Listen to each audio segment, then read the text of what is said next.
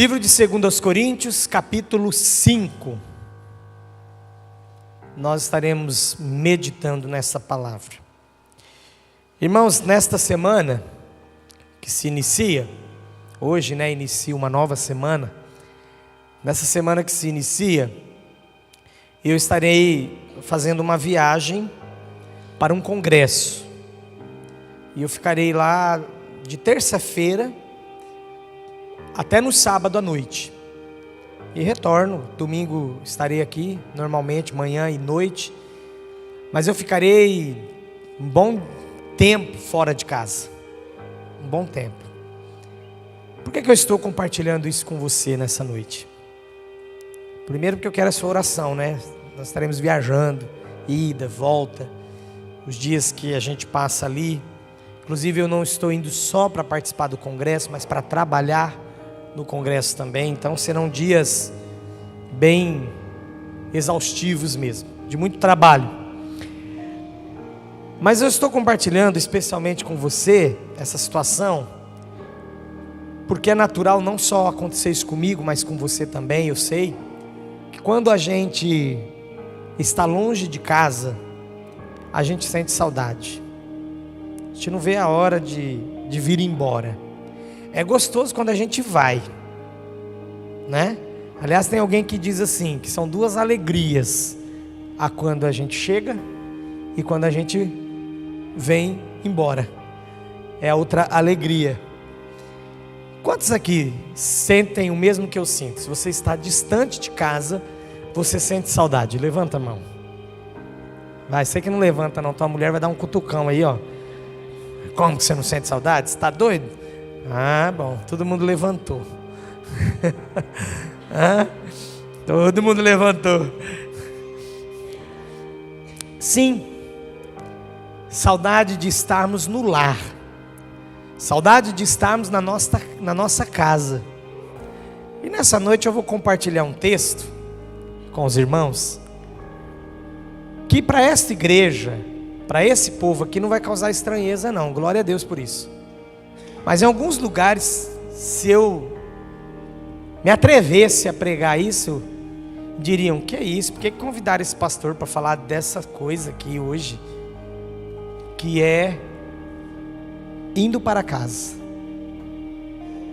Entre outras palavras, falar sobre ir para o céu. Quase ninguém fala disso hoje. Eu quero dizer aos irmãos que eu ainda sou otimista em pensar que 1%, talvez hoje, 1% das igrejas estejam pregando sobre o céu. E se 1% estiver pregando sobre o céu agora, nesse exato momento, não é o que deveria acontecer, mas ainda é um bom número. Porque se você acompanha mesmo a televisão, a internet, o Face, as redes sociais, os vídeos que você recebe, muitos já estão até saindo do âmbito, estão saindo daquilo que é realmente bíblico e indo para autoajuda e outras questões. Não estou dizendo que não é necessário ou não são necessárias, tem o seu lugar, mas que estão de uma forma assim exagerada, tomando conta dos nossos ouvidos, da nossa visão, do nosso coração, das nossas mentes, e fazendo com que nós entendamos que, note o que eu vou dizer, muitas vezes tentando mostrar para nós que parece que tudo vai terminar aqui. Eu não vou perguntar essa noite, mas quero que você responda. Eu não vou perguntar no sentido de você se manifestar aí, mas eu vou perguntar: quantos aqui têm pensado nessa possibilidade? A qualquer momento o Senhor pode me levar para o céu. E eu sei disso porque outros pastores já pregaram, e veio depois alguém preocupado e disse assim: pastor, o senhor está pensando em ir para o céu? Não, irmãos, não é meu caso. Não estou falando que é esse o meu caso. De tanto que é estranho pregar isso. Se o pastor traz uma mensagem dessa, As pessoas pensam que o pastor está pensando em ir para o céu. Se vem um outro irmão e prega, está pensando em ir para o céu, porque tornou algo estranho. Mas o apóstolo Paulo, não só nesse texto que eu lerei com os irmãos agora, mas em outros, ele compartilha com a igreja que existe esse dia, ou existirá esse dia na vida de cada um de nós. Aqueles que não forem pelo arrebatamento, será pela morte, mas chegará o dia que nós iremos para o céu, e chegará o dia que nós nos apresentaremos diante do Senhor. Há muitos anos atrás, eu fui a uma igreja, um culto de quarta-feira, pouca gente naquela igreja. Eu fui porque eu precisava falar com aquele pastor depois do culto, e ele estava pregando sobre o verdadeiro avivamento, e ele disse: o verdadeiro avivamento, irmãos, ele tinha pregado vários pontos, mas ele disse assim: o verdadeiro avivamento é o desejo de morar com o Senhor no céu. A igreja ficou assim. Eu falei: vixe, poucas vezes nós pensamos nisso. Nós somos tragados pelo consumismo, somos tragados por esse mundo, somos tragados pela urgência de fazer. Se eu chamar aqui à frente alguém aqui, aleatoriamente, e falar assim: quais são as suas preocupações para essa semana? São muitas, os afazeres demais, correndo atrás do prejuízo. Esse é o termo que usam hoje, né? Deixa eu correr atrás do prejuízo. Mas quem já está em prejuízo, imagina como que está, né? Então a gente parece que não tem tempo de pensar nas coisas celestiais. Irmãos, isto propositalmente é algo que o diabo quer, e propositalmente é algo que a minha carne e a sua também quer, e é algo que esse mundo quer, que nós não pensemos nas coisas do alto, nas coisas celestiais. O mundo não quer. Mas todo crente verdadeiro em Jesus Cristo, ele pensa com muita seriedade nisso. Agora vamos ler o texto e fiquem calmos, tá bom? 2 Coríntios capítulo 5, do versículo 1 até o versículo 10. Eu farei a leitura com os irmãos. O título então dessa mensagem é Indo para Casa. Sabemos que se for destruída a temporária habitação terrena em que vivemos, temos da parte de Deus um edifício, uma casa eterna nos céus, não construída por mãos humanas. Enquanto isso, gememos, desejando ser revestidos da nova habitação celestial, porque estando vestidos, não seremos encontrados nus, pois enquanto estamos nesta casa, gememos e nos angustiamos, porque não queremos ser despidos, mas revestidos da nossa habitação celestial, para que aquilo que é mortal seja absorvido pela vida. Foi Deus que nos preparou para esse propósito, dando-nos o Espírito como garantia do que está por vir, como penhor. Portanto, temos sempre confiança e sabemos que enquanto estamos no corpo, estamos longe do Senhor, porque vivemos por fé e não por vista. Temos, pois, confiança e preferimos estar ausentes do corpo e habitar com o Senhor.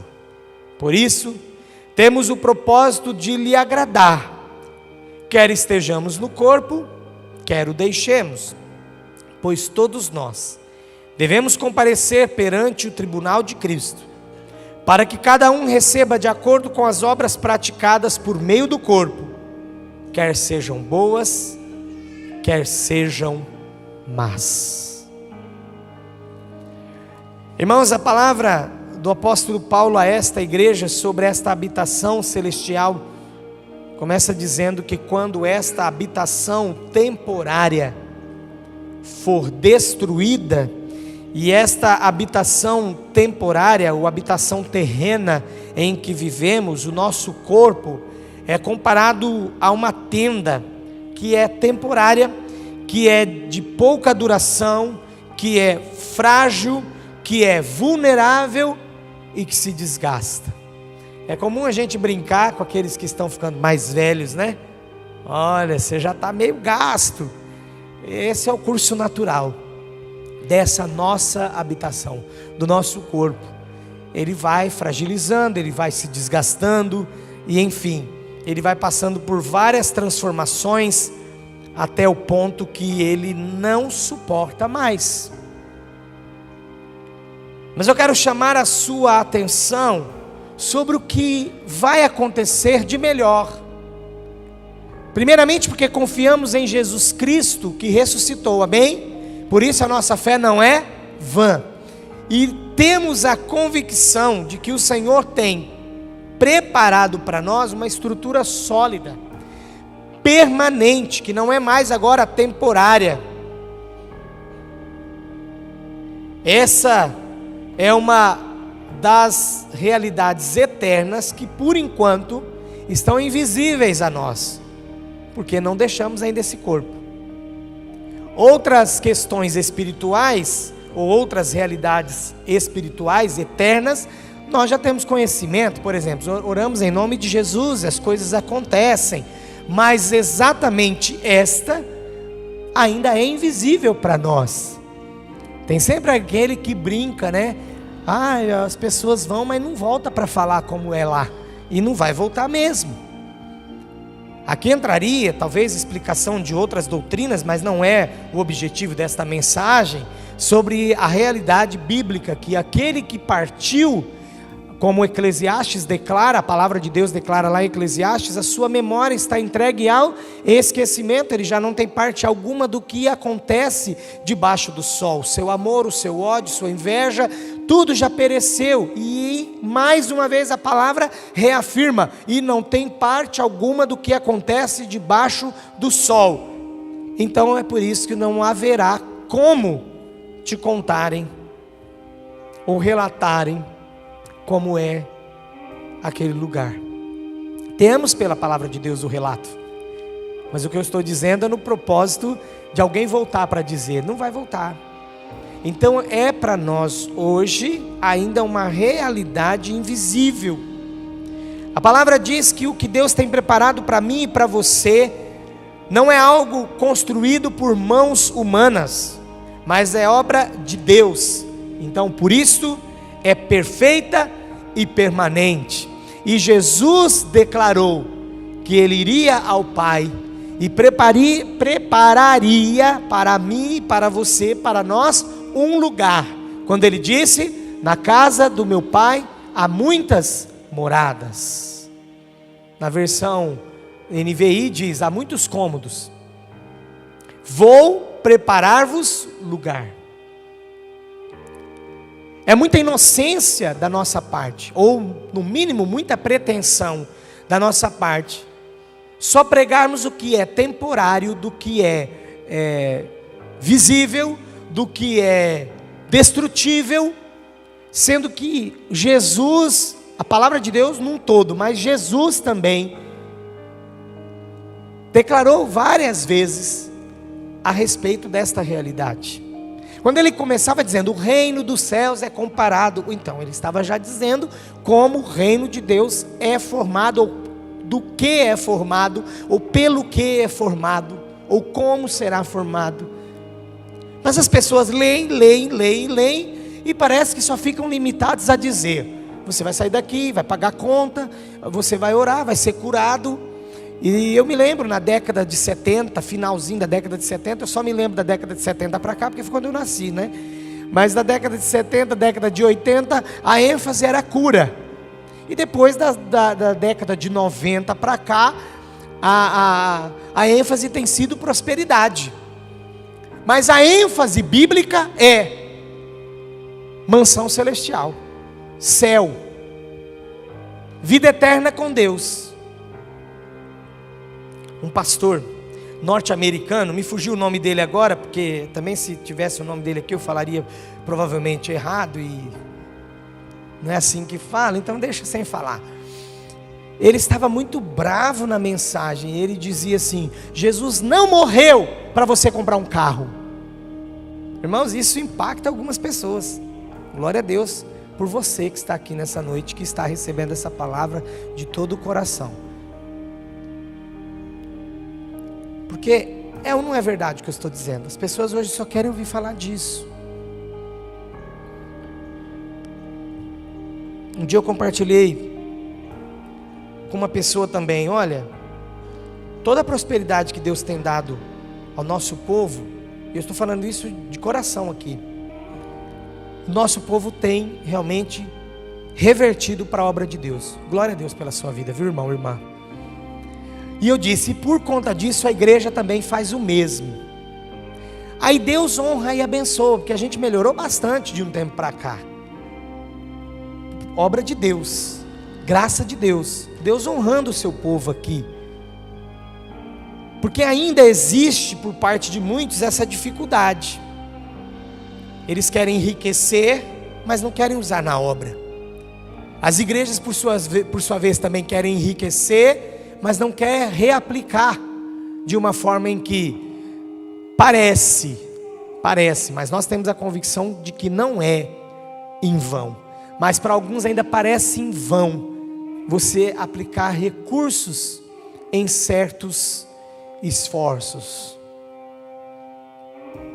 Essa igreja não pergunta dessa forma, mas eu tenho colegas que a igreja fica assim: pastor, e aquele dinheiro que a gente mandou para não sei aonde, para aquele missionário, para aquele trabalho, ou aquela congregação que a gente tem, que fruto está dando? Porque senão a gente podia fechar, vender.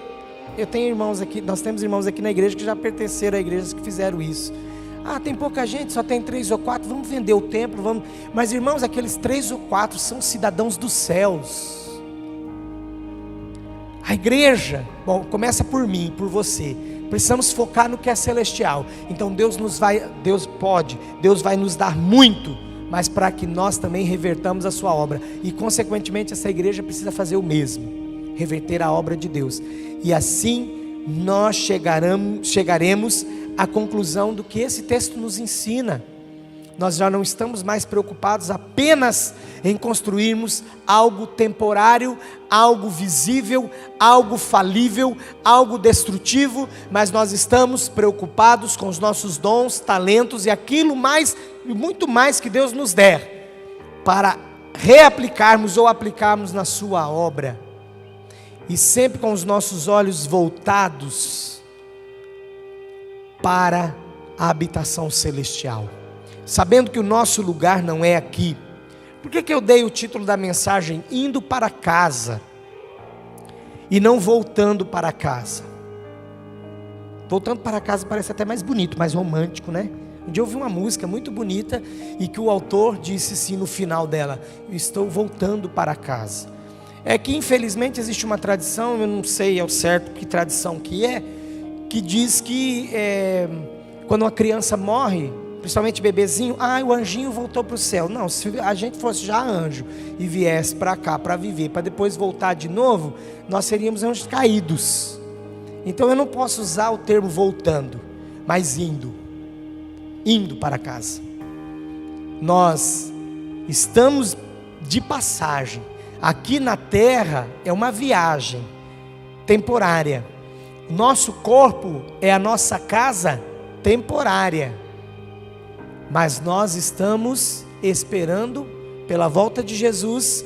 É outro assombro para alguns falar de volta de Jesus, mas logo agora que eu ainda não comprei meu carro, meu iate, meu apartamento na praia, não casei, não fui ainda para a Inglaterra, para a França. O crente verdadeiro vai esperar a volta de Jesus.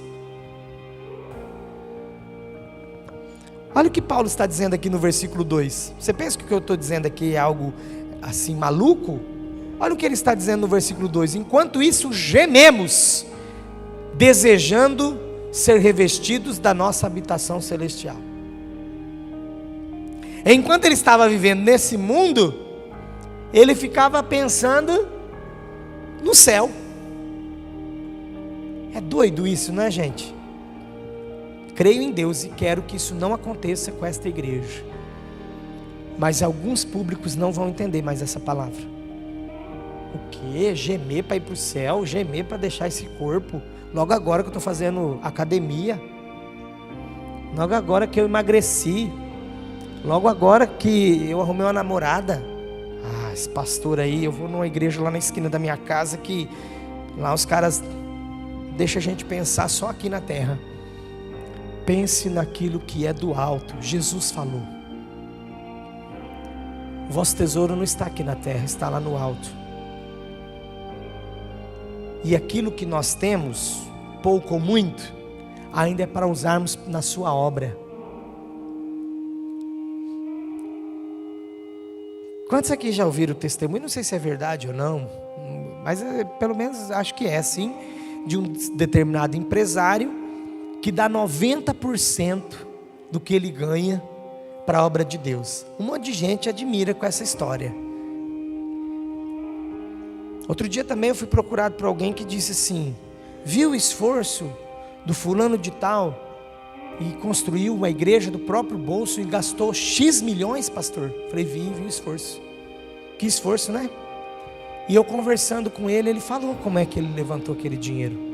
Aquele dinheiro significou para ele, em 5 anos, 2% do que entrou em 5 anos. 2%. Aí a pessoa falou: nossa, então, tá vendo, ele ganha bem. Eu falei: então, mas vamos pensar você e eu, quanto a gente ganha. E se em 5 anos nós guardarmos todo mês 2%, e eu e ele chegamos a uma conta, que nós não aplicamos nada no que é para o reino. Porque se a gente pegar mais 2% do que a gente ganha todo mês e guardar, e quando fizer 5 anos, a gente chegar aqui e falar é para o Senhor, o valor é bom. E se a gente reunir 200 pessoas, o valor é melhor ainda. Então eu estou só fazendo você pensar o seguinte: não estou preocupado com o seu dinheiro, mas eu estou querendo dizer para você que hoje as pessoas olham para o seu bolso e dizem: é meu, é meu, é meu. Já diz, né? A sanguessuga tem 2 filhas. E o que elas dizem? Dá, dá. Hoje nós só temos pessoas buscando a Deus como sanguessuga, para dizer para Deus: dá, dá. Só isso. Mas e você? Está como o apóstolo Paulo já? E eu já estou como o apóstolo Paulo?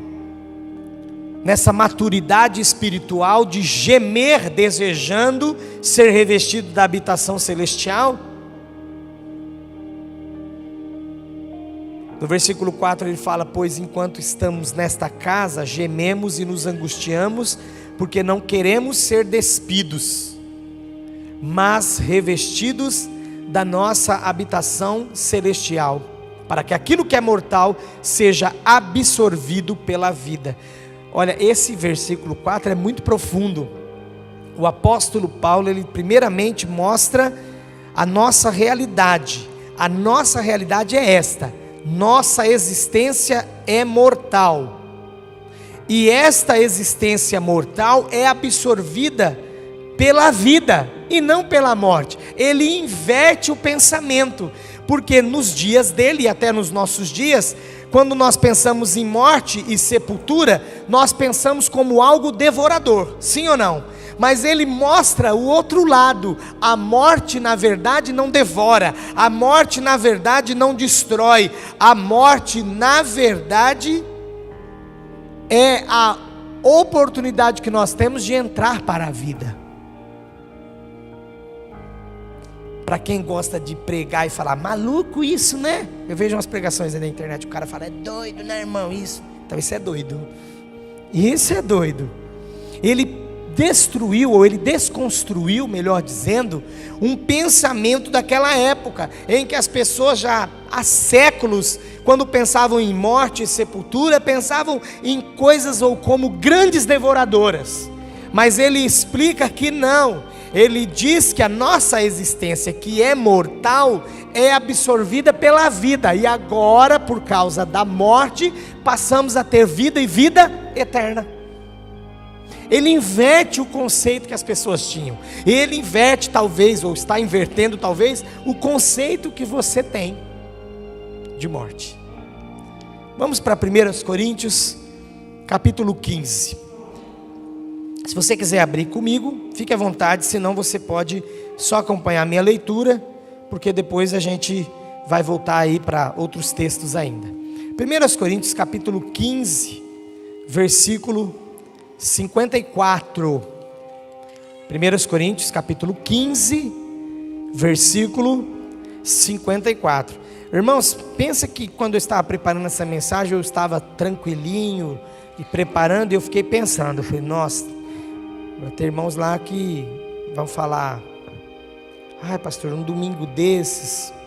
Mas aí por outro lado eu pensei, não, a igreja é madura, e a igreja vai entender que o Senhor quer a cada dia reconfirmar e reafirmar que o que Ele tem para mim e para você é muito melhor do que nós podemos imaginar. 1 Coríntios capítulo 15, versículo 54 diz assim: quando porém o que é corruptível se revestir da incorruptibilidade, e o que é mortal de imortalidade, então se cumprirá a palavra que está escrita: a morte foi destruída pela vitória.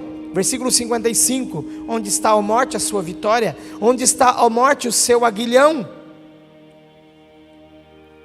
Então, o apóstolo Paulo, ele sempre ensinou e deixou claro que irmos para o lar eterno, ou irmos para casa, ou irmos para a nossa habitação celestial, é deixar de viver o corruptível para revestirmos do incorruptível.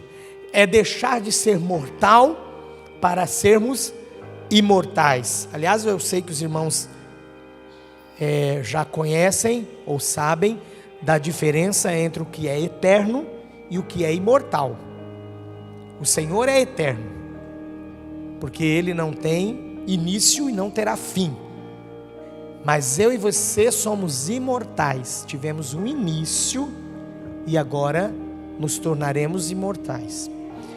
Após essa morte física, o Espírito que volta a Deus que o deu, para aqueles que morreram em Cristo, viverá eternamente. Aí torna-se imortal. E aqueles que morreram sem Cristo também não serão aniquilados, não, viu? Isso aí é outra doutrina, é para um outro dia. Não serão aniquilados. Jesus fala que eles sofrerão o castigo eterno. Mas pensando na habitação celestial, porque o foco do apóstolo Paulo aqui não era aqueles que não conheciam a Cristo, não era falar para aqueles que não tinham compromisso com Cristo, mas era falar para a igreja que dizia ter compromisso com Cristo. E é por isso que muitas vezes é preciso relembrar a igreja o que de fato nós estamos fazendo neste mundo, o que de fato nos propulsiona para estarmos dia após dia, semanas, meses e anos buscando ao Senhor numa igreja. É porque nós estamos nos aperfeiçoando, crescendo de glória em glória, andando de glória em glória, aprendendo a viver uma vida mais aos pés do Senhor, uma vida de temor a Deus, uma vida, enfim, de adoração. Porque lá no lar celestial, o que será lá, irmãos? O tempo todo, adoração. E então o ensaio é aqui.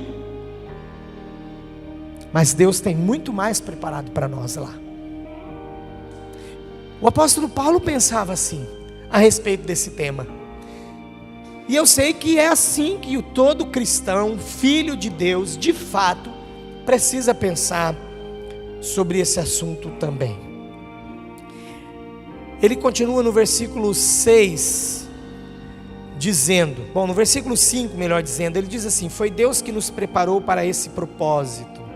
Que propósito? De deixarmos essa habitação temporária. Ele nos deu o Espírito como garantia, como penhor, para manter a nossa fé viva enquanto vivermos. glorificando o seu nome enquanto vivermos. Ele nos deu o seu Espírito como penhor, como garantia do que está por vir. Ele diz no versículo 6 assim: temos sempre confiança e sabemos que enquanto estamos no corpo, estamos longe do Senhor. Ah, pastor, mas ele não acabou de dizer que o Espírito de Deus habita em nós? Então Deus está em nós, como estamos distante do Senhor. Mas o apóstolo Paulo, apaixonado como era pela presença de Deus, e agora não só desejando a presença espiritual, mas a presença viva, a presença literal, a presença em que ele pudesse ver e tocar o seu Senhor, chega ao ponto de dizer que ele se sentia longe de Deus. Tem tanta gente longe de Deus, até espiritualmente, achando que está com a bola toda, né? Ele que era um homem tão próximo de Deus, um homem que estava sempre aos pés do Senhor. Não estou dizendo que ele não tinha falhas, mas estou dizendo que ele é um homem que procurava a perfeição. E ele diz aqui que ele ainda sentia, ou sentia-se longe do Senhor. Porque ele não podia estar literalmente, concretamente com o Senhor. Hoje, enquanto muitos buscam essa profundidade espiritual, e é bom, essa intimidade espiritual, e é maravilhoso, mas ele aqui já está buscando uma outra coisa. Ele está um passo à frente. Eu quero estar com Cristo. Você já parou para pensar isso? E aliás, para que a gente quer tanta intimidade com o Senhor então? Para que a gente quer tanta intimidade com o Senhor então? Irmãos, é igual aquela pessoa que busca poder, para quê? Para que é esse poder? É para que você fique conhecido? Ganhe banners com o seu nome, cartazes anunciando que você virá e que o Senhor opera através daquilo que você faz, seja pregação, oração? Ou você busca poder do Senhor porque você quer que a glória de Deus se manifeste na vida das outras pessoas?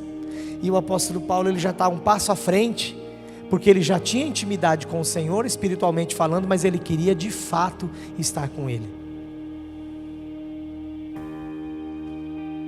Eu não sei quantos estão chocados com isso. E se estiverem, estão chocados em dizer: Senhor, eu quero ser melhor, eu quero fazer mais. Eu não tenho entendido direito o que é te servir de fato. Mas eu temo e lamento. Temo por alguns anos à frente e lamento que hoje já existem alguns lugares que essa mensagem não é mais recebida, não é mais bem vista, está extirpada. Porque aqui tem um povo maduro. Enquanto eu estou falando, você não está pensando: então o pastor está dizendo que eu posso parar de trabalhar. Não, porque você é maduro, você não vai pensar isso. Então o pastor está dizendo que também... Não, você é maduro, você não vai pensar nisso. Mas existem algumas pessoas que por outros motivos elas precisam pregar sempre para você buscar de Deus que Ele tem que te dar as coisas aqui, porque Ele tem uma mega blaster, master ou blaster, qual que é maior não sei, mas Ele tem uma blaster, master, estrutura para manter, e Ele não pode pregar isso aqui. Eu tenho um compromisso de que eu quero ver você no céu, não outra coisa. Versículo 7, que é muito conhecido: porque vivemos por fé e não por vista. Esse a gente gosta de extrair e falar bastante dele. A gente não anda por vista, a gente anda por fé, mesmo atravessando dificuldades. Mas aqui ele está dizendo: exatamente, mesmo não vendo o meu Senhor, mas eu ando por fé, então é como se eu já estivesse com Ele. Na verdade, esse versículo, o apóstolo Paulo não declarou, não escreveu, pensando em dizer das nossas aflições terrenas e que nós andamos por fé e não por vista. Não, ele não se limitou a isso. Ele pode ter também declarado nesse sentido. Mas o sentido literal que ele declara aqui é: eu não ando por vista. Eu não posso ver o Senhor ainda, mas eu não ando por vista, eu ando por fé. E eu sei que o Senhor está em mim. E agora eu vou aguardar o dia que Ele tem preparado para mim. Aí o versículo 8 ele fala: por isso que com confiança preferimos estar ausente do corpo e habitar com o Senhor. Por isso então nós temos um propósito, versículo 9, de lhe agradar, quer estejamos no corpo ou quer deixemos o corpo. Então enquanto estamos no corpo, agora pastor, parece que vai começar a falar a minha língua, que eu estou com medo desse assunto já. Então enquanto estamos no corpo, o que é para a igreja fazer? O que é para eu fazer? O que é para você fazer, igreja? É para nós agradarmos a Deus. E até você vai ficar mais feliz ainda, você que está com medo do tema aí, ou meio assustado. Filipenses, vamos lá? Versículo 1, capítulo 1, e o versículo 21. Filipenses, capítulo 1.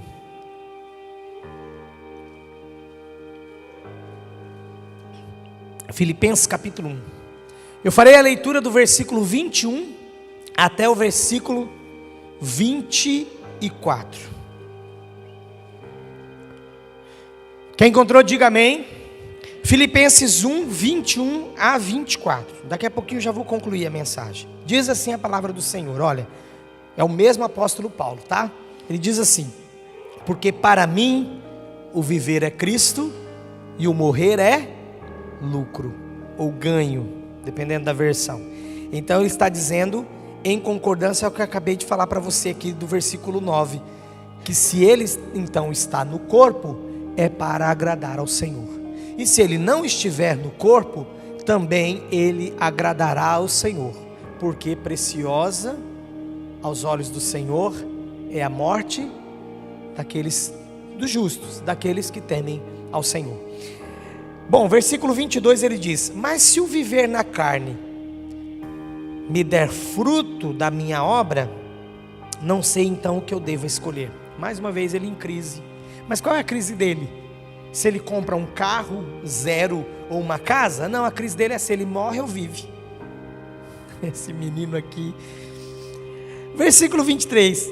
Mas de ambos os lados eu estou em aperto, porque eu tenho o desejo de partir e estar com Cristo, porque isto é para mim ainda melhor, ou ainda o melhor. Na versão que eu estou lendo aqui, ele diz: porque isto é ainda muito melhor. Versículo 24. Mas julgo mais necessário, por amor de vós, ficar na carne. Todo mundo vai querer o 24 e levar para casa.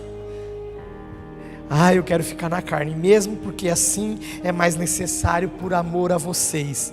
Agora eu quero fazer um parênteses aqui. O que a sua vida causa de impacto na vida das outras pessoas que de fato compensa você ficar aqui? Até hoje, estou falando de todo o meu coração, até hoje eu não fui em nenhum funeral em que eu disse assim: estou indo num funeral de alguém que não vai fazer falta. Mas eu tenho começado a pensar que não vai demorar muito tempo e eu vou ter esse pensamento, e você também vai ter. Porque cada dia que passa, a crueldade aumenta e as pessoas estão ficando de um jeito em que elas estão tornando-se descartáveis, elas mesmas, com as suas ações. Então eu quero fazer você pensar nessa noite que as suas ações precisam melhorar. Porque no dia que você partir, as pessoas precisam de fato dizer: aqui foi uma pessoa maravilhosa. Olha, isso aqui não é pretensão, isso aqui não é falsa modéstia, isso aqui não é falta de humildade por parte do apóstolo Paulo, não. Mas ele diz: por amor de vós, eu prefiro ficar na carne. É porque ele sabia da importância, ou que ele representava para aquele povo, para aquela igreja, para os filipenses, para a igreja de Filipos. E ele morrer naquele momento seria um golpe muito forte, muito grande para com aquela igreja. Então ele diz: por amor de vós, então agora eu que estava de ambos os lados em aperto, encurralado, agora por amor a vós eu fico na carne. É como se a oração dele agora mudasse, sabe? Porque dependendo do que a pessoa está passando, da enfermidade no hospital, é melhor o descanso. Mas ele olha para esse momento da igreja e ele escrevendo a carta, ele vai dizendo: viver para mim é Cristo, morrer é lucro ou ganho, mas viver na carne, se me der fruto da minha obra, agora eu não sei o que eu devo escolher.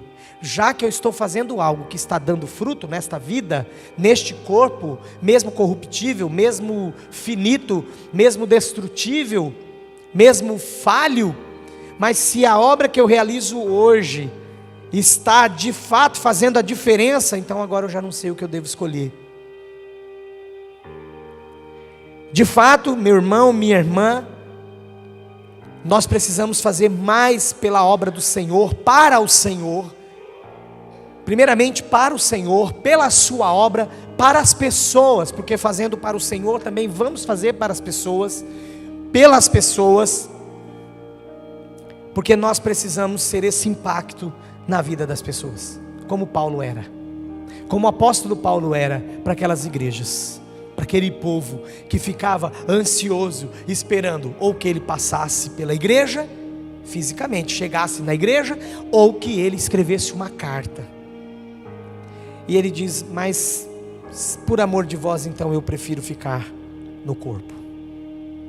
E esse eu sei que é o versículo que muita gente vai levar até para a cabeceira e vai dizer: Senhor, já que eu tenho feito muito na sua obra, eu tenho te amado tanto, feito muito para o Senhor, viu Deus, já que eu tenho sido bênção na vida do meu irmão, e se eu morrer agora, vai ser uma tristeza muito grande para ele, então Senhor, digo que fico.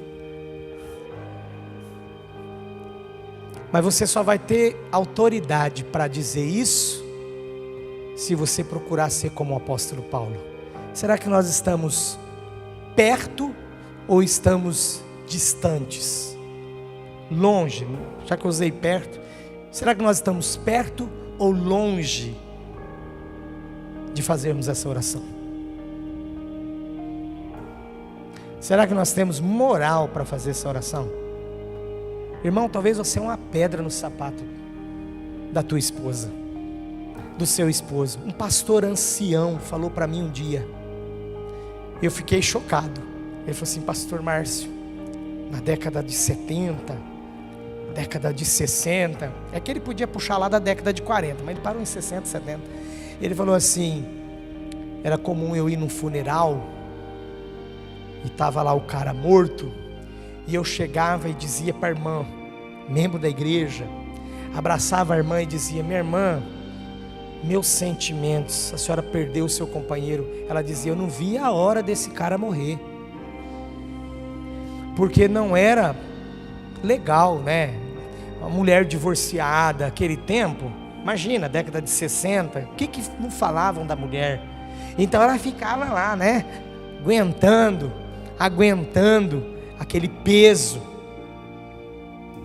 E ele disse assim: pastor, as pessoas passavam anos e anos desejando a morte da outra. Pastor, mas está errado. Claro que está errado. Está errado a pessoa desejar a morte da outra. Jamais estará certo isso. Mas eu quero só fazer aqui, não é uma ilustração, eu só contei essa história para você pensar o que você é. O que você representa no seu trabalho. O que você representa para a sua família. O que você representa para a sua vizinhança, o que você representa para a sua igreja. Irmão, você, minha irmã, você, meu irmão, minha irmã, eu, nós, cada um de nós não podemos ter uma existência que possa passar batido. Sabe o que é passar batido? Tanto faz, tanto fez. Você veio ao culto, sente tua falta, não veio, também veio ao culto, amém, não veio, ninguém sente a sua falta. Você quer ser uma pessoa assim? O apóstolo Paulo com certeza não era uma pessoa assim. As pessoas sentiam falta dele.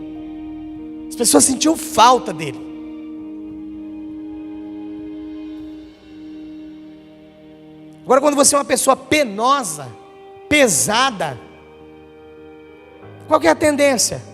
Nós estamos falando de limitação corpo corruptível, estamos falando de corpo destrutível, estamos falando de sentimentos que juntamente com o corpo, para quem é tricotomista como eu sou, corpo, alma e espírito, então a alma também, são sentimentos tão falhos ou falíveis ou fracos como o nosso corpo.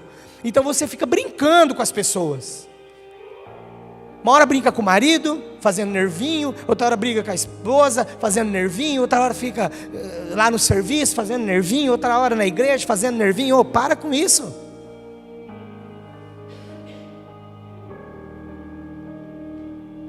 Se eu tiver a oportunidade de ir ao seu funeral, eu quero ir, irmão, falar, olha, que irmão que vai fazer falta. E não o contrário, chegar lá e falar, ai, graças a Deus que já foi. Quero fazer um boletim bem bonito do culto fúnebre, bem alegre, com flores, bastante flores. Porque, ó, que isso. A gente fala, a gente ri, a gente brinca, mas eu quero que você olhe para a sua realidade. Porque eu estou olhando para a minha. Não estou pregando nada só para você aqui não. Estou olhando para a minha. Qual é a minha realidade?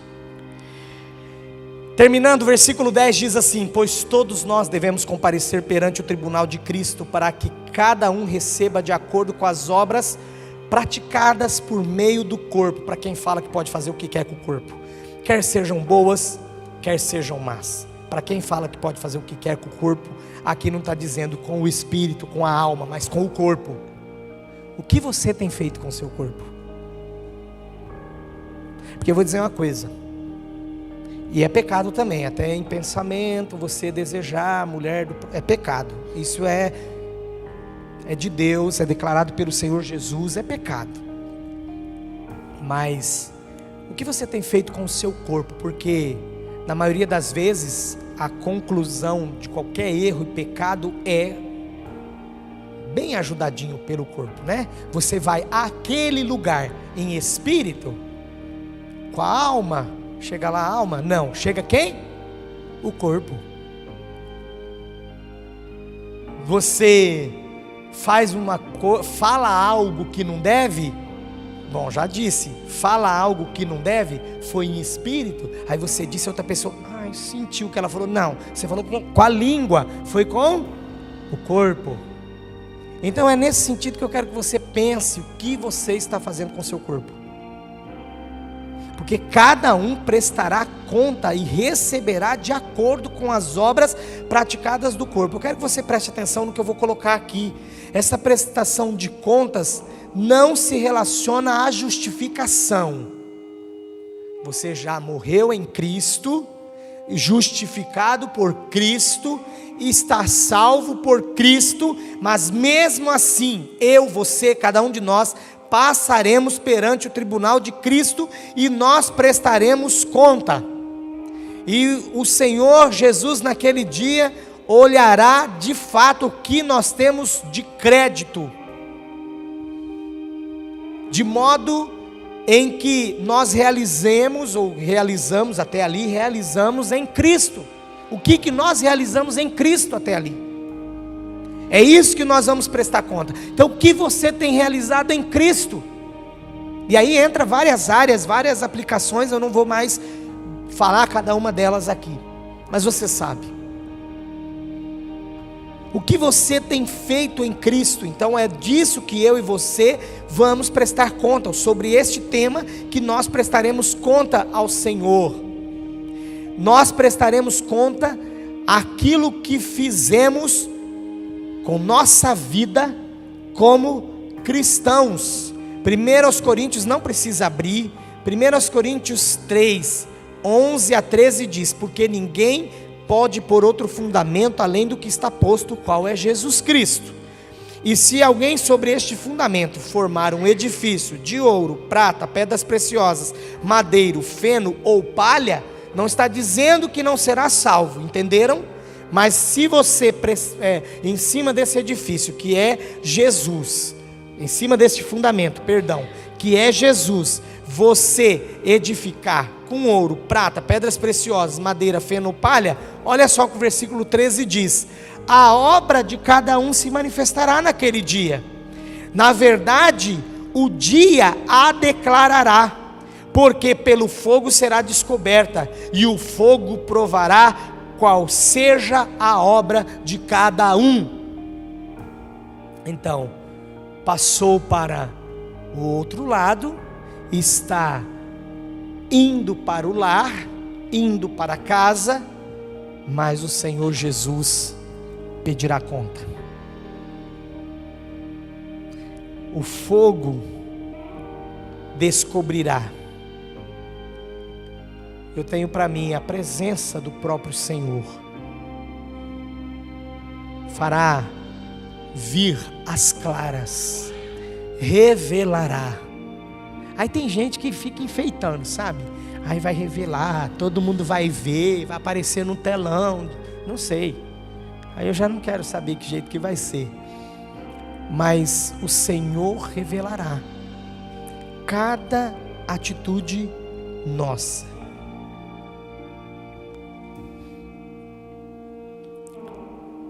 Embora o corpo esteja desgastando-se, nós somos responsáveis por nossas ações feitas no corpo.